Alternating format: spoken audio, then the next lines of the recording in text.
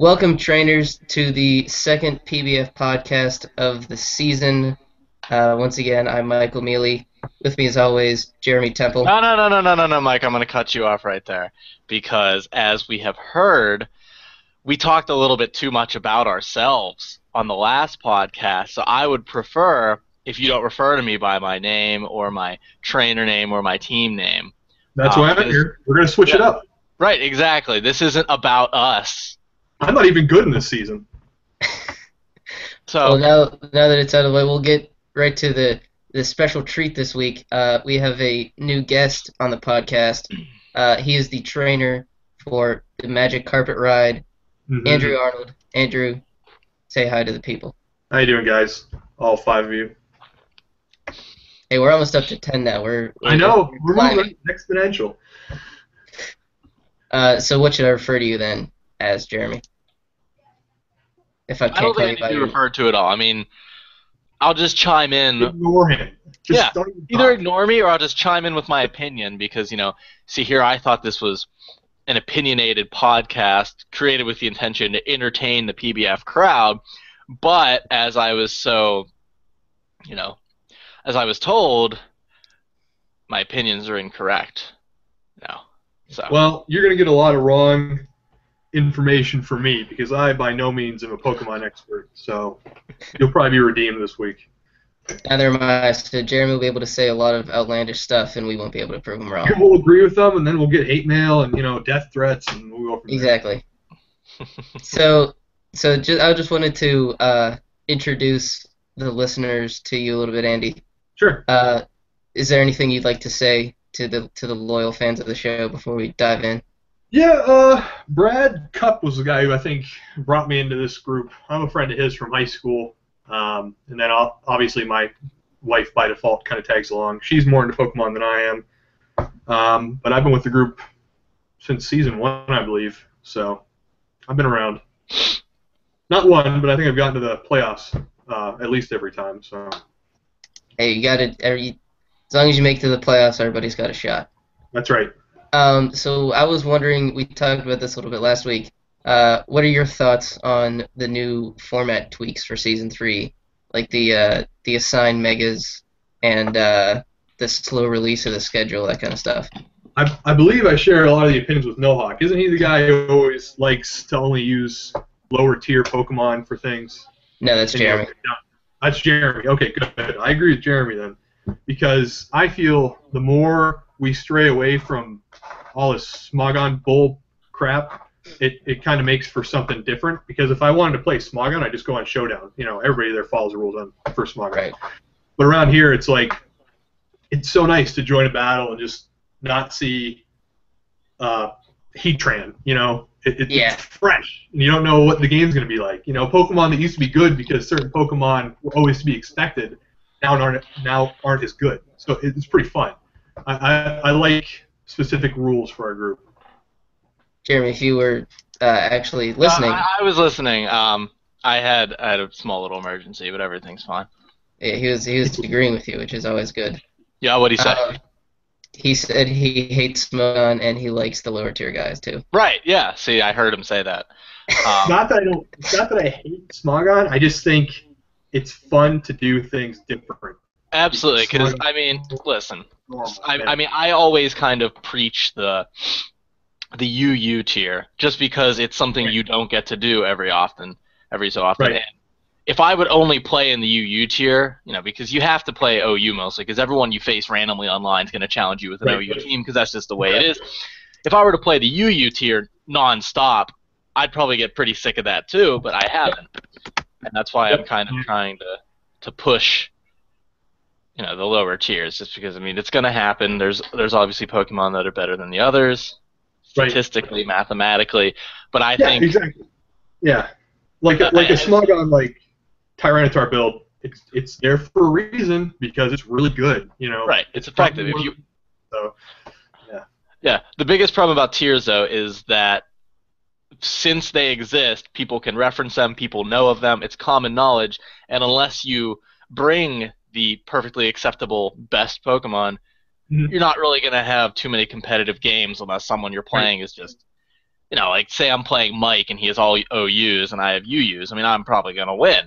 But Right. if you have two equal players on the same playing field, odds are whoever's got the more statistical success stories is not gonna lose to the person who's just trying to have fun and be a special attacking Snorlax or whatever. Yeah, of course. Yeah, I share a lot of the opinions of that too. So it's nice to get something fresh. So besides getting the chance to play Pokemon with the great Big Brad Cup, what else drew you to the PBF at first, Andy? Well, X and Y came out. That was probably my biggest re-enter of Pokemon, because I think I sat out for Black and White just because the games come out so fast for me to care about it all the time. But when X and Y came out, it was like new Pokemon, 3D, had really easy online play capabilities, and I'm like, I just kind of went back to breeding and competitive, and so that's where I kind of kicked back up. And at the same time, this opened up, so I'm like, perfect. I can actually play with a group of people that aren't stupid people on Showdown who like GG nubs, and they just like go do something else or something. Yeah. Yeah, there's only a few of those people in the PBF. We've gone over this a little bit in previous pods, but I'm just curious to know your opinion. What's your favorite gen? Favorite generation? Yeah. What? I'm going to be doing a lot of this because I don't know my terminology. What was the game where you could go back to the first area and then fight Red on the mountain? Was that Ruby Sapphire? No, that was Gold and Silver. Gold and Silver were probably my favorite generations, just because I liked. It didn't feel like they were searching for ideas. It was solid. You could go back and get all the old Pokemon and like fight all the old gym leaders. So it just felt like a big game that had a good challenge afterwards, and the Pokemon were enjoyable. So I think that's my favorite generation. I very much agree with you. Second gen was also my favorite. Jeremy and Seth prefer Gen 4. Gen 4. But they have good reason. That was like. I'm looking at Gen 4 now. That was like the. That is Diamond and Pearl. Yeah. Right. With Okay. Giratina and. Yeah, I'm looking at that right now. Yeah, whatever. I mean, obviously, gun to my head, I'd probably say Gen 1, but that's just for nostalgia. Yeah, right, me too. That's what I grew up with. But Yeah. Gen 4 was really the first time I ever competitive battled, and I really, really liked the Pokemon in Gen 4.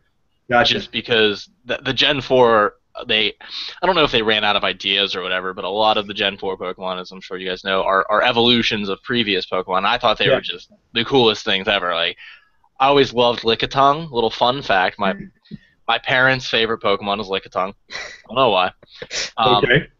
So they whenever Licky came out, I just thought that was the coolest thing ever. Dusknoir, fantastic. Just a good time. Yeah. And so I try and answer Gen 4 as much as I can to that question, just because I'm sure if you would poll 100 Pokemon players, at least 80 of them would say Gen 1. Yeah, I think anybody who says Gen 1 is just trying to be cool. You know what I mean? Like, Right. Sure, Gen 1 was great, but it was so basic. You really couldn't dig down. And like, even the Gen 1 games have like terrible rules. Like, there's not even a special attack stat, I believe, or was there not even a special defense stat? One of those. It was like either. Yeah, right. As good as it is, if I had to choose right now to whether to play, Red or Fire Red, the advanced remake, I'd play Fire Red every time. Right. And if you wanted nostalgia, you'd play, just Fire. Right. Or Red. It'd be great. But that's not what people our age really want in a Pokemon game. I need complexity, or else I wouldn't touch the damn thing. It takes so much effort to get through that story, and so much time that it's just like pushing the A button. You don't even have to try to beat the story. Right. Yeah. Yeah, It's like, that's kind of the double-edged sword, is that I hate the stories of the new Pokemon game because they take forever, and I don't care. What it comes down to is that every game since, I guess, second gen kind of did it. I don't really remember, but it's basically the bad guys want to awaken the big legendary Pokemon and destroy everything, and you got to stop them, and that's fine. But I don't want to do all that. I want to get to the end and battle stuff. Whereas in and in red and blue, I don't mind the story because it's nice and quick and short and easy and it's fun. Giovanni just wants money. Right, right. And the problem is that once you get to the end of the new games, you have to breed and stuff, which is oddly enjoyable. Running around hatching eggs. I don't know. Whereas in red and blue, you just kind of, rare candy them up and off you go, which is good. But, it's very different.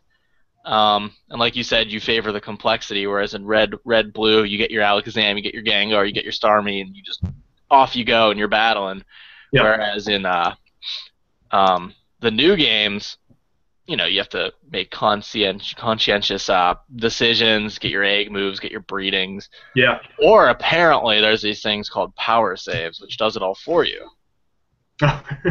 which I will probably look into. Yeah, when it comes to spending a lot of time in breeding and stuff, it's just like I know it'll work, so the time I put into it doesn't feel like it's worth it. Like, right. If I were to put time into it and have a chance of failing, it would probably be more enjoyable to me because it's like I have to put effort into making sure it's a success. Whereas if I breed for 12 hours a day, I'm going to get a shiny. It's going to have 6 perfect IV or perfect IVs. It's just not. It's not skill. It's just how much time do you want to put into it, and I don't have that much time. Right. And I think that's kind of one of the biggest reasons that I might not ultimately do this power save thing. Mainly because I've already bred just about everybody I would actually want. I mean, I could go and make a Vileplume or something, but I'm not going to. Right. But that, like you said, like the shiny thing, it is going to happen. But stuff like that is still sometimes kind of nice. Sure, it's relaxing. Right. Yeah. Right. Exactly. It's relaxing on a long car ride. If I'm going, obviously I'm not driving, but oh man, it's not bad to kind of just 8 miles an hour. Stick your head out the window, look at the world going by, have your left hand on the DS is moving your guy back and forth, hatching those eggs. And if you get a shiny, it's cool. Yeah. And it's even cooler when, at least personally, like, oh yeah, this isn't hacked, this is legit. Good. Yes, I do like that feeling. You're very much right. But there's too much. If there wasn't any hacked or legit or hacked things in the world, yeah, breeding would be cool. But it's like every time I see, I got a 6 IV, I'm like, you got it with a 6 IV Ditto, didn't you? Yeah. And I'm just like, well, technically that's not legit. Nobody gets a 6 IV Ditto, Right. Yeah. And then, I haven't gotten into the legendaries yet. I mean, I just don't see how that can be fun. Like catching the right nature and IV legendaries. God. I love them as Brachian, but I just don't see myself doing it. And the other thing is, if you're breeding for special sweepers, you need to get the right hidden power, which I will gladly and proudly say hidden power is the worst part about competitive Pokemon battling, because it's just stupid. I don't see why we have to micromanage a number crunch just because I want my Starmie to have a hidden power fire or something. I just don't. This is the weekly hot take from Jeremy, by the way. It's just ridiculous. Like, so what? Like, the option is to not have perfect coverage, or to beat your head up against a wall until you go to the little lady who says, "Oh yeah, if you had hidden power, it would be fire." And it's nice that they finally changed it so that I think hidden power is just base 60 no matter what, but I never bred for hidden powers in Gen 4 because I'm not insane. So I think you could have anywhere from like 30 to 70 depending on the IVs. And if you got a perfect 70 base power hidden power, you were either insane or you cheated. But you can't really call it cheating at that point, because if someone said, "Oh yeah, look, I got hidden power, I used a Game Shark to do it," I'd be like, good for you, because you obviously have some sense of time and a brain, because you're not just mindlessly running back and forth. It's crazy to me. No, I agree. That branches from the frustration of breeding, where it's just like it takes time, and sometimes you just don't want to put that effort in, so you still have to have fun. So you play Showdown, it's a lot easier. Make it go. Yeah, and I mean the problem, at least for me, is I'm very OCD and everything's got to be perfect. Like, if I'm breeding, I don't know, if I'm breeding like a melodic, and it doesn't have perfect special attack, it's like not a big deal. I mean, I'm not trying to kill anything with melodic, but if it doesn't have those 5, I just can't do it. And that's why I hate hidden power, because it's just, I don't know. I think I have one correct hidden power, and it's on a Heliolisk. The complete act. Yeah. And I can honestly say that I've never used that Heliolisk ever. So. Yeah. I don't know. Yeah, I enjoy breeding support Pokemon because there's a lot of things they can be lackluster in and still do the job correctly. You know, even walls to that effect. Mm-hmm. Yeah, I mean, it's nice to have your 5, but in the long run, I've never done it. I've never will do it. I'm not going to look at the difference between, damage coming from someone with 31 IVs and someone coming from like 27. I can't imagine it's that huge. It's not. It's like 1 or 2. Seriously. Yeah. I've crunched it. It's not worth it. Yeah. My least favorite part about Gen 1 these days is how everybody's sprite is real messed up. Like the what? Like everybody's like all the Pokemon sprites are like wrong and weird. Like how Geodude has like a tumor coming out of his head. Okay, well, first off, tumors and cancers are not funny. I didn't say it was funny. I said it was weird and messed up. Second off, I agree with you. It's bad art. It obviously speaks to technology at the time, but anyone who grew up with those sprites, when you see them, you feel good. Yeah, but they weren't. It's not like they. But like the cartoon used like the. Oh yeah, I guess correct sprites. So that's it's not even like they were the first and then they changed them. Those were just like the weird. Yeah, they could have been better. I mean, I don't know how Coughing was upside down or whatever. But I mean, just looking back at it, you get like this nostalgic good feeling thinking of Blastoise, who I think was just standing there like this or something with his chest out. And then I just always, my favorite was Venusaur's sprite from behind. And you could not even tell what it is. Yeah. It just looked like a kind of weird, bad, horrible movie. Right. That's rated X. All right, well, jumping back into the PBF a little bit. Andy, we talked a lot about trades last week, so I was wondering if you could give us a little insight into the trade between the Arnolds last week. I don't know if you can see this on my screen. I'm sorry. But that is Venusaur's sprite from behind.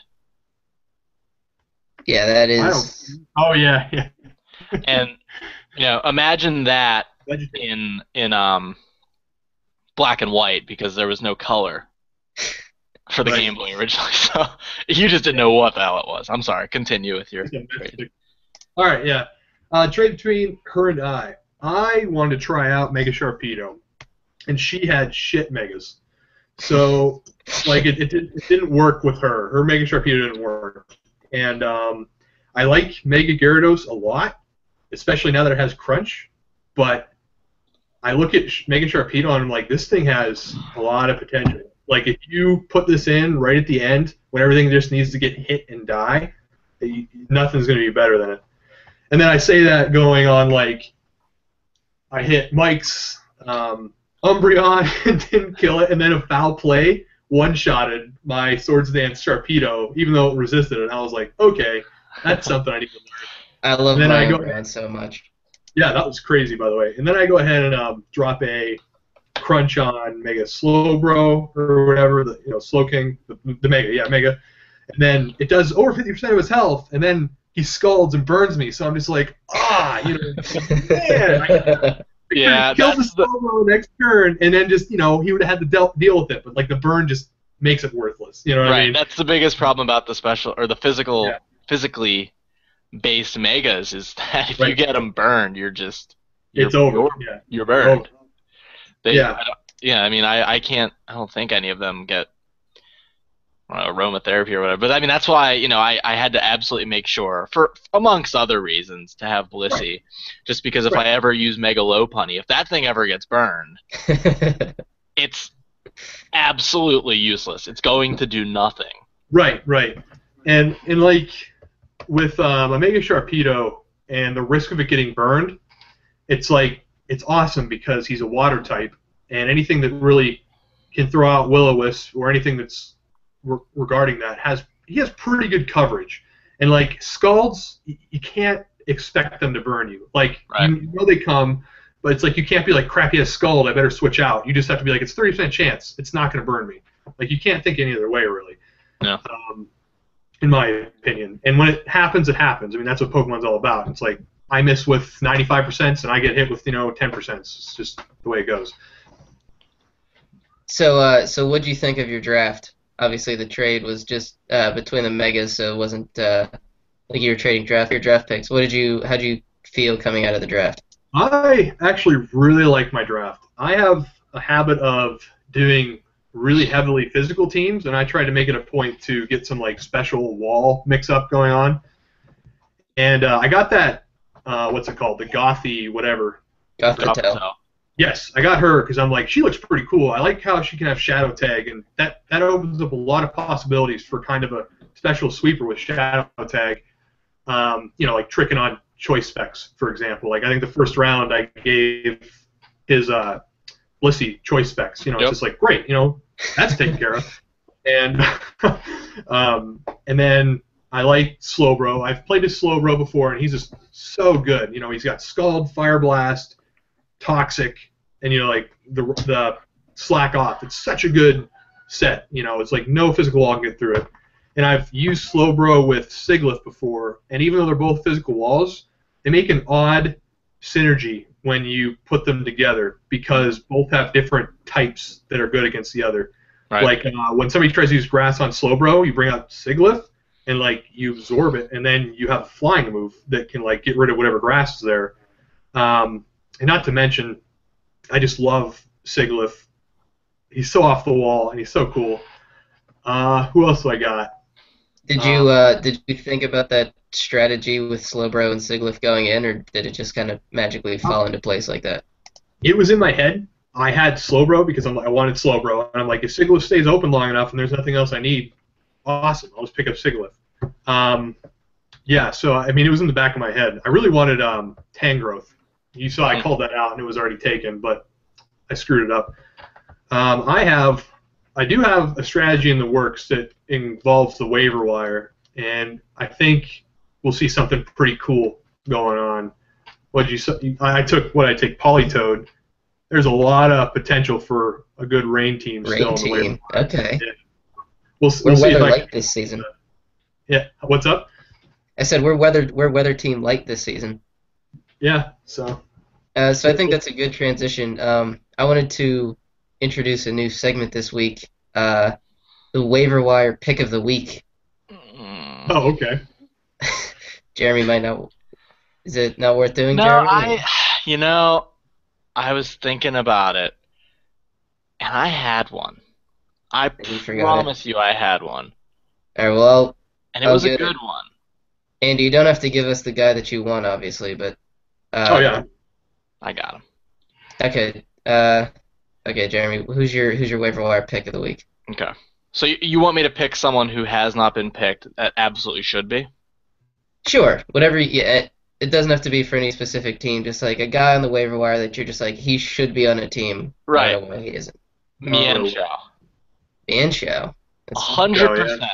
There is no reason why nobody has taken Mienshao right now. That's a good The only reason I haven't taken Mienshao is because basically it's a inferior version of Mega Lopunny. Right. And there's nobody that I really want to give up for it.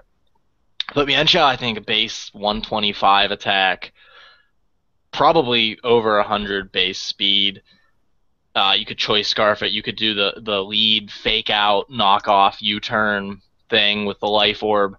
And it's got regenerator. So you have your life orb damage basically not even a factor if you're just going to regenerate 50% of your health or 25% or whatever, 1/3, whenever you come back in. And it's just, I just do not know how it hasn't been picked up. And I'm looking at my roster, trying to say I should drop someone. See, I'm considering dropping Klefki for Mienshao, but Klefki is just too valuable not to trade. Yeah. So, not going to happen. But someone out there, could be one of you two. Mienshao's out there. Mienshao is a very good Pokemon. 100% recommend it. I have too much fairy weakness already. And so the bonus for viewers who view this, you might be able to go pick up a Mienshao before anyone else. There you go. Wave War should be coming open soon. Andy, do you have a pick? Yeah, I've got two that aren't the ones I want, because that would kind of be bad if I said those. Yeah, that's just dumb. I've seen Ninjask is the one that gets speed boost as a special ability, right? Hidden ability? Yes. Yeah, I've seen a lot of nice leads with Ninjask. Like, if you can risk opening with it, and, you can get that speed boost past it, kind of similar to Scolipede. As you know, Scolipede's, like, my favorite Pokemon. He's such a good anti-lead, I think. And Ninjask acts similarly to it. And if you have a heavily physical team, I think Ninjask really fits well as a front runner, just to at least get something that doesn't have the speed to be a sweeper, that one speed boost that kicks it ahead of a lot of things. So I'm kind of surprised that hasn't been taken. Even like the 10th round, that hasn't been taken. So yeah, I was looking at Go-Goat. I'm surprised Go-Goat is still there. Go-Goat. He's not super special, but he just seems like a really solid.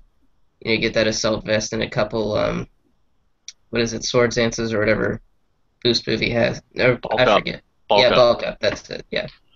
And I think Brad had him last season, and he was just real solid, I thought. I think the problem why Go-Goat hasn't been picked up is because if your opponent has a Go-Goat, it's really easy to prepare for Go-Goat. Yeah.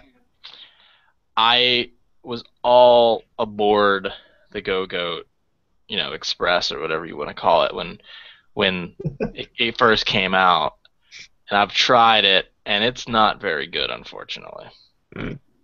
I've never been impressed by Go-Goat when I face it. Like, there's a couple times where I'm like, oh, that kind of sucks. He's on a roll.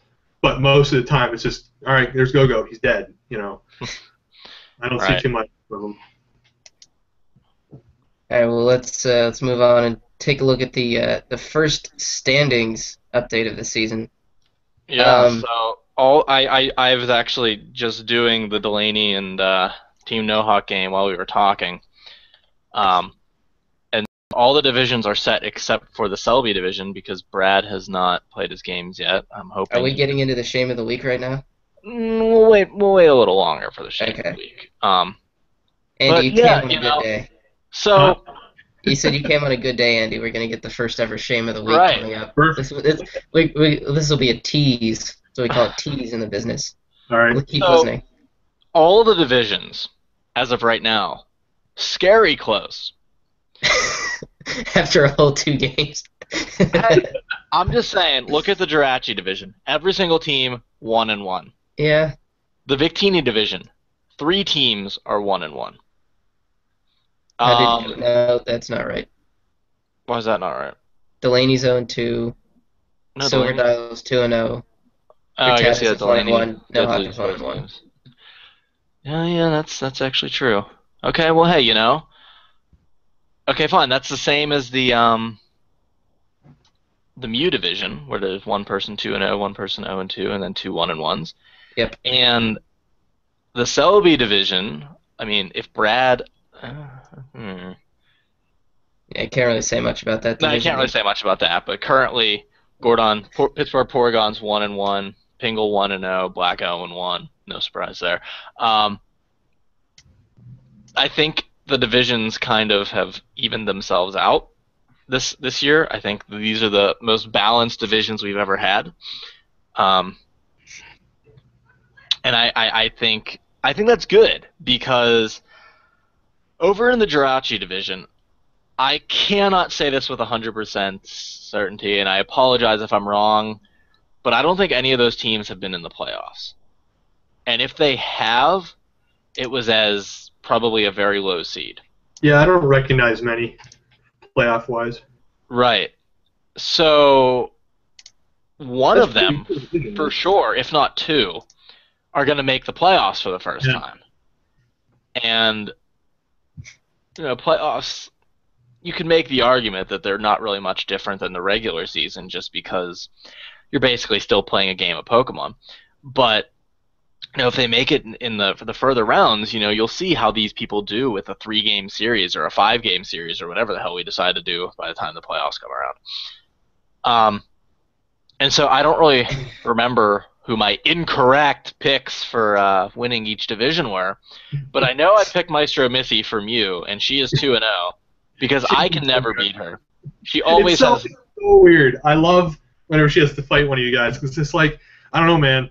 That No-Hawk's pretty tough, right? Jeremy, he's tough. I can't really beat him. And she's like, yeah, he's probably gonna kick my ass. And she's like, Quagsire, la la la la la la. Like, right. I don't know what it is. It's she always has this one wall that for some reason, I mean, it's not obviously planned. Can't get through it. But I cannot get through it, and for whatever reason, I completely overlook it.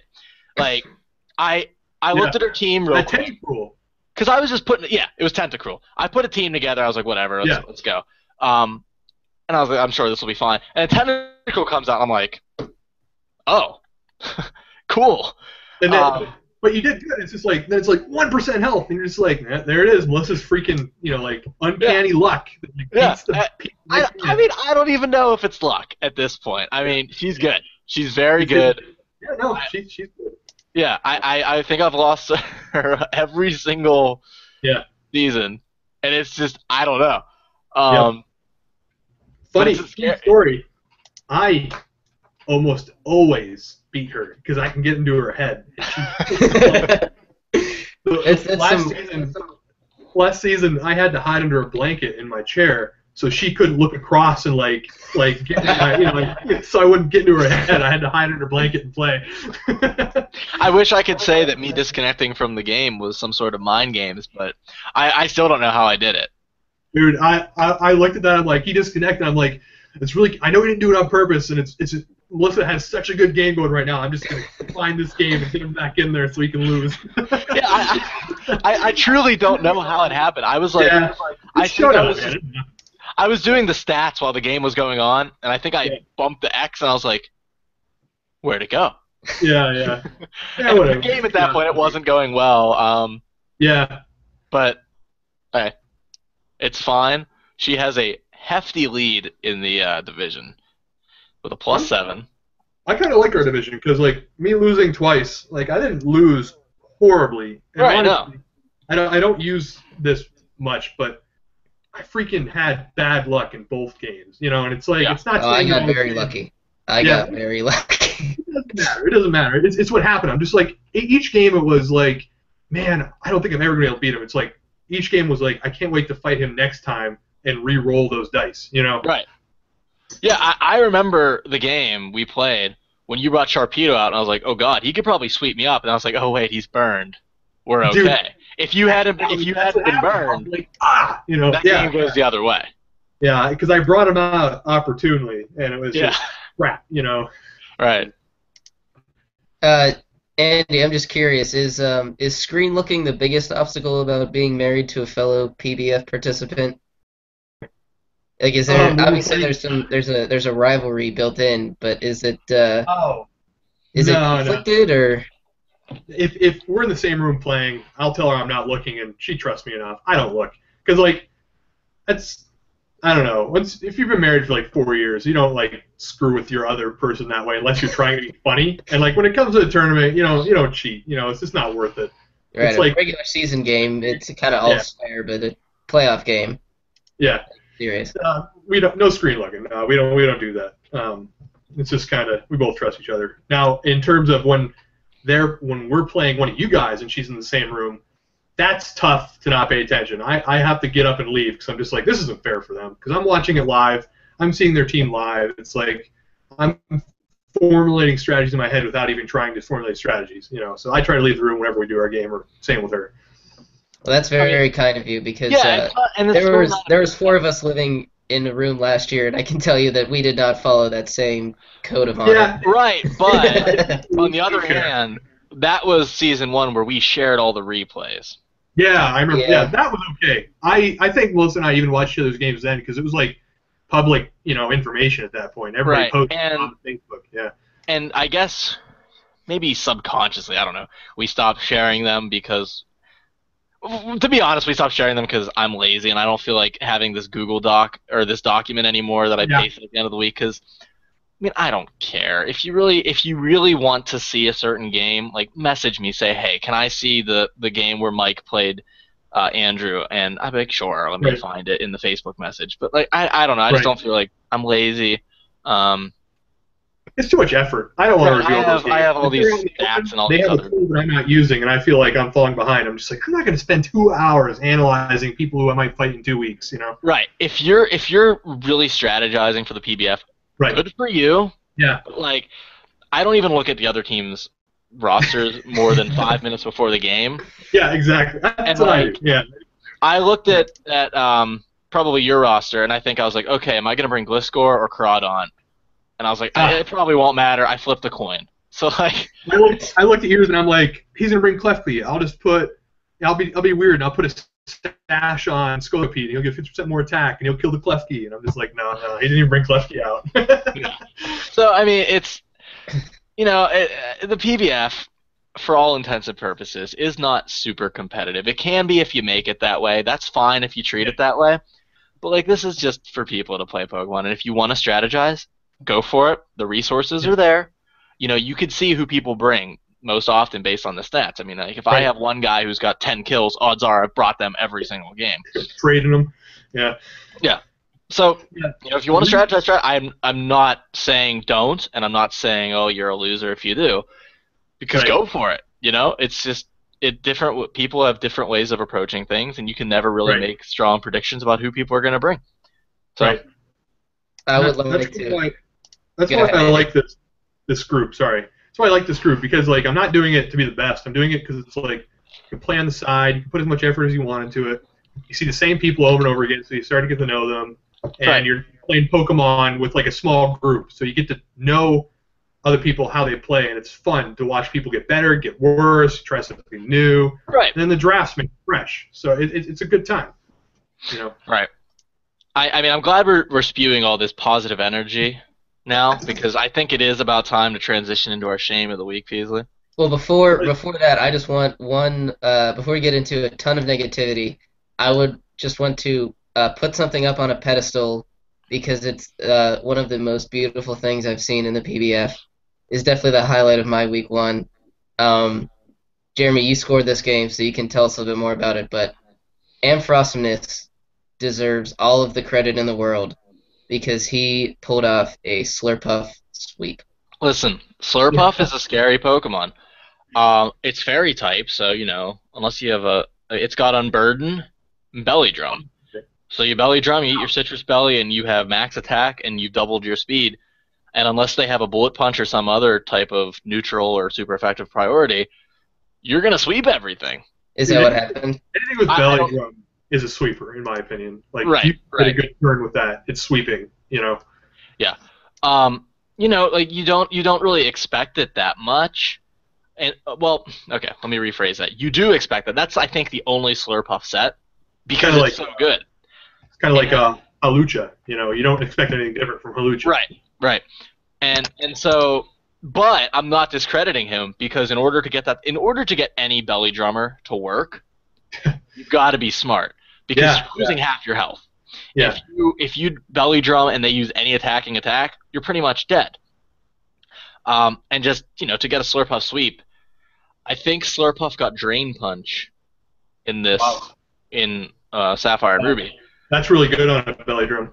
Right. So you've got your fighting and fairy type, and I unfortunately I think those are its only 2 attacking attacks. Yeah. And only 2 good attacks. I think it's return too, but you're not going to use return that much. So if everything goes your way, you have your Unburden, you have your super fast, you have your max attack, and if you don't miss a play rough, you absolutely can sweep. But since Ampharos posted, he didn't want to toot his own horn Slurpuff sweep, the problem is now for him, everybody knows. They're going to prepare for the Slurpuff, and for him, it might be kind of tricky as a psychological thing, because he's going to want to replicate it. Because he just needs to treat it like Azumarill at this point, because everybody knows what's on an Azumarill. Right. So his Slurpuff is not Azumarill. Like, it's hard to get Azumarill going, but if you are one step ahead of the other person, you can usually get it with a belly drum and start it doing a couple attacks. Right. And I don't think he should have a problem, even though everybody knows. It's almost better now because somebody could secretly know and he doesn't know, and he would just use it being like, oh, this guy doesn't know what I'm doing, and then fall into that trap. Now he always assumes, so he could be a little safer. All right, so we will transition to our shame of the week. Jeremy will go last, just because you always save the best for last. Right. I feel like Jeremy's been building this up for a while. My quick shame of the week goes to the Mighty Ducklets for being swept. Now we know who the real mighty team in Anaheim is. Andy, I know we might catch you a little unprepared for this, but do you have anybody you want to shame this week? Me? I've never lost both my games in a week, I don't think. And it was just so, and Melissa won too, so it was double ouch. Against the people I lost against. So I'm just like, well, I obviously suck. You know what I mean? I would have shamed myself. I'm not happy with myself this week. That's fair. You're not the only one shaming you this week. I would imagine. Oh no! I'm ready. Go Get for him, it. Jeremy. It's not me. Get him, Jeremy. This is from the Facebook post. Melissa Arnold. I'd like to Andrew for forcing me to entertain our company and cook him dinner instead of being on the podcast. Wow. Where's this at? Oh, man. Andrew, defend yourself. I can't. I always do. You can't win. I like Andrew. So there's that, and Joe Amphrosynus wanted to note that Slurpuff with the sweep. And now, when it comes down to the shame of the week, here it is, folks. There's 3 candidates. Here it is. One would think that Big Brad, the championship team, deserves to be shamed because he's the only man who hasn't completed his games. However, I could shame that. I can I give him a pass this week because it's his birthday yesterday. He's a busy guy. And the second candidate would have been Nohawk because he hadn't completed his last game. Ooh. Until just during this podcast. And that was kind of odd because the person he was supposed to battle with is his roommate. So that was kind of shame-worthy. But neither of them are going to be the shame of the week. Put it on the tee. Shame of the week, Jeremy. What? I said put it on a tee and hit it out of the park. Now you see, my shame of the week is in response to someone else's shame of the week. I received a message on Facebook 2 hours ago. It's 4:58 p.m. I would like to shame the admins for taking so long to update the standings. I had to wait 4 days to find... Here's another shame for grammar. I had to wait 4 days to see that I was on top of my division. Tongue face. The following message said, I would like my name attached to this. Tongue face. This message comes from Richard Silverdial Haynes. That's new. So, I'd like to think that the tongue face means this is in jest. And it obviously is. But I don't care. You see... No. Let me stop you. If you're using tongue faces and you're above the age of 20, it's a snarky sarcasm that is hiding how angry you are at the situation. It's not jokingly. Right. Nobody uses his tongue face unless they're being serious underneath it. So my shame of the week is for Richard Haynes. Because I, as the admin of the PBF, may update the standings when I please. I, as admin of the PBF, may do as I please with any records. I could change the records. I could give myself 10 kills if I wanted to. There is no constitution. There is no rules. There is no tablet listing the tenets on which the PBF was founded. I can do whatever I want. If I want to black out the schedule so you can't see it, and you're going to message me and say, get him. Hey, just because the schedule's all blacked out that doesn't really mean we can't see it. I know that's what it means. If you Get 'em. want to click on it and see in the formula line who your opponent is, go for it. That's fine. That's on you.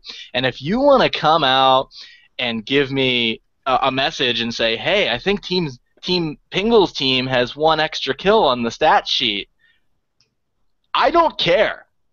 I plug these replays into Gordon's formula that gives me the answers. It says they died, they killed this many. I put them in there. If I make an error, I lose no sleep. I have school. I have other obligations. I'm not going to look at a tiny little number and say, oh, shoot, he's got one less kill than he should. I better redo all the stats for this week. No. And if you want to go and microanalyze the stats instead of, I don't know, sending chimpanzees to space or looking at star charts or something or whatever astronomers do, I don't know. You can do that. That's fine. But shame. That's my shame of the week. That's funny. That was a meta shame. That's what that was. Mm-hmm. That same goes for me, I guess. I don't know how to react with all this hot fire Jeremy just spit around me. But I guess there's nothing else to do but move on. It's not like we're freaking like the President of the United States or anything. Yeah. Lead like 10 people and organize a document. Who cares? People are going to get mad. Just brush it off, move on. Look forward to more shames of the week, folks. I have a feeling this might be our closing segment from now on. Pretty good. But we wanted to end this time with another new segment. So we heard the listeners out there. We read all of the Facebook comments, good, bad, or indifferent. And so instead of just talking about ourselves and the Mu Division, we'd like to go and look a little bit more in depth into all the teams of the PBF. This week, we have two. One from the Mu Division. No, I'm just kidding. One from Celebi and one from Jirachi. We'll start off with the Pittsburgh Porygons from the Celebi Division. Yeah, so I want to talk about the Hartford Whalmers. Of course you know why? Why? Because I can. I can do whatever I want. I'm just kidding. We're going to talk about the Pittsburgh Porygons. We have Mega Gallade, Mega Sceptile, Magnezone, Sableye, Honchkrow, Venomoth, Jellicent, Bastiodon, Snorlax, Hitmontop. Right. So biggest weakness here, no physical wall. Nothing. Bastiodon, not a good physical wall. The only saving grace here is Sableye, who can Will-O-Wisp the big physical threats. That's about it. The other problem, well, I guess that's the big problem. I think you need to make a trade for a better physical wall. And I think your best trade option would be to trade Hitmontop. Because it's a Rapid Spinner. And Rapid Spinners are rare. So you go, Gordon, you take your little Hitmontop. You have no one who's really bothered by anything Rapid Spin. I think you lost to Pingle because of Sticky Web, but I think he's the only Sticky Web user in the league, whoever has Galvantula. I don't know. That's kind of the reason you lost. So maybe you do want a Rapid Spinner. But, you know, I'm just kind of scouting, looking around here. I don't just looking for physical walls available on the trade block, and there's not many. Walls are at a minimum. Andy, do you see any ways to maybe improve this team a little bit, or any just overall thoughts on the team? I mean, I look at it and I don't see anything that makes me scared. Like Sableye, honestly, if you use that well, that can turn a mediocre team into an awesome team. Because Sableye is hard to deal with. And he's just annoying, and it makes the other person mad. I like Jellicent a lot. It's just, you see that, and I just think, how do I handle this? You know, there's a couple of solutions, but I obviously don't have that many most of the time. I like the Snorlax pick. Snorlax is one of my favorite Pokemon just because he's off the wall. He can run some pretty cool stuff. I don't necessarily know it as megas. I'm not familiar with those two megas, but I looked into them briefly before this, and I don't really like them. Like, I don't see anything good coming from either one of them that other Pokemon can't do just as good or better. I mean, correct me if I'm wrong. They're new to me, but his team just seems a little bit mediocre. Like, yeah. I think a potential trade that could be made would be you could maybe make a trade with Brad. I think you might be able to swing a deal with Rhyperior for Hitmontop. That'd be kind of cool. Because Brad has Vaporeon, who is probably going to be his physical wall. So he doesn't really need Rhyperior. He's got 3 Eevee evolutions. That's pretty funny. Yeah. I like that. And he does have Mega Charizard X, who isn't going to appreciate Stealth Rocks.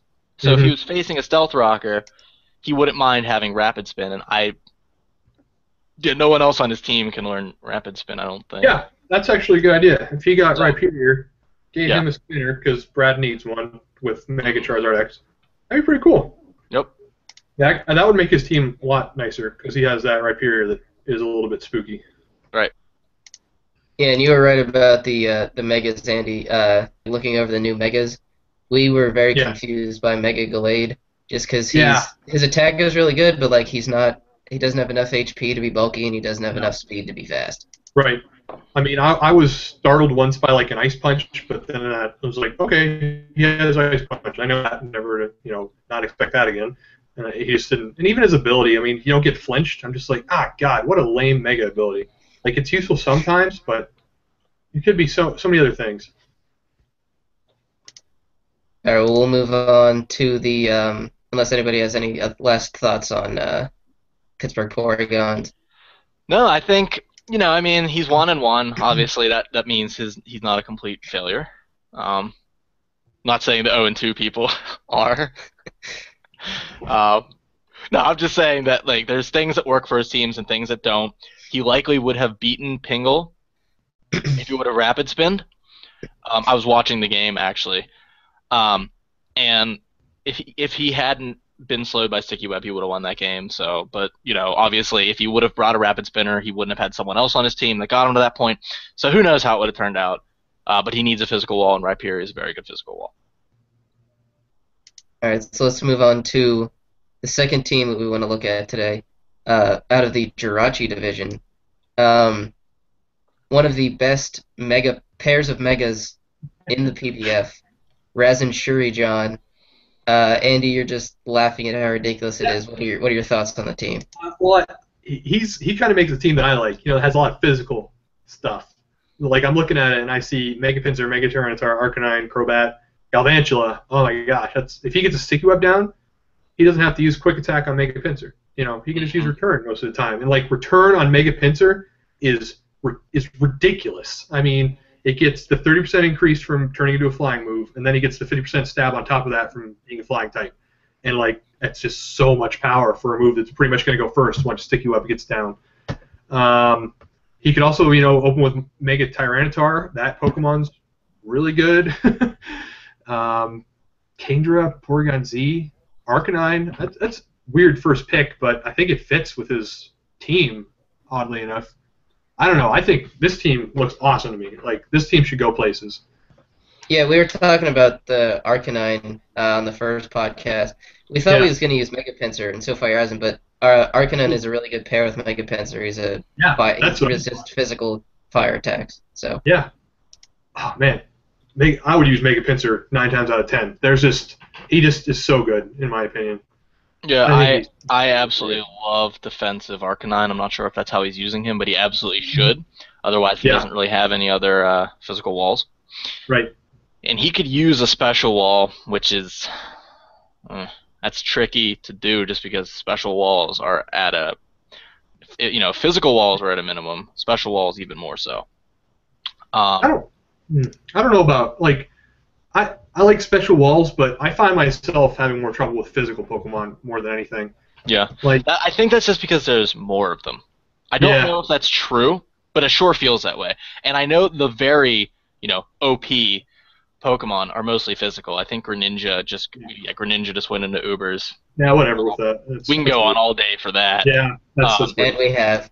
Yeah, but that's really the only super good Pokemon that's special. I mean, Mega Gengar, not really banned because of its special attack or whatever. But like you worry about Talonflame, you worry about the big Choice Scarf users who are gonna kill you are mostly physical.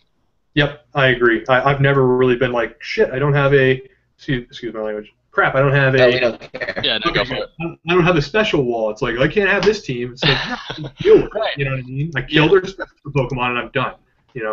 Right. But yeah, I mean that's kind of how I drafted. I didn't have a special wall after like 4 or 5 rounds. So I was like, well, I have 2 physical walls.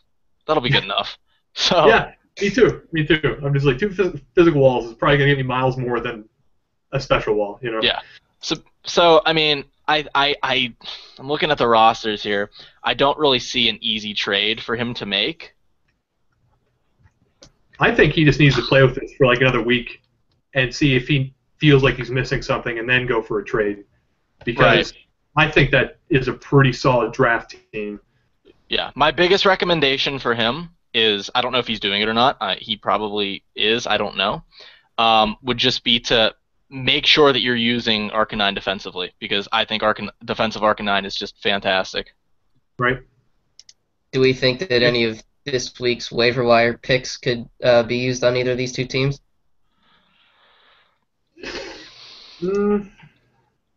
Oh, actually, maybe. Let me see. If Gordon were to trade that Hitmontop, he has Mega Gallade, so he doesn't really need the physical fighting type. Yeah. Yeah.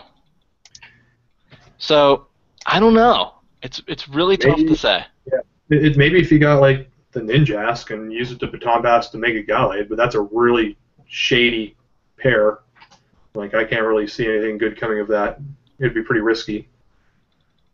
Right. But yeah, I don't know. I don't see much in the waiver wire. It's pretty picked clean now that we threw out the legendaries. You know what I mean? Yeah. Yeah. I think it was. I really like doing it just because. Oh.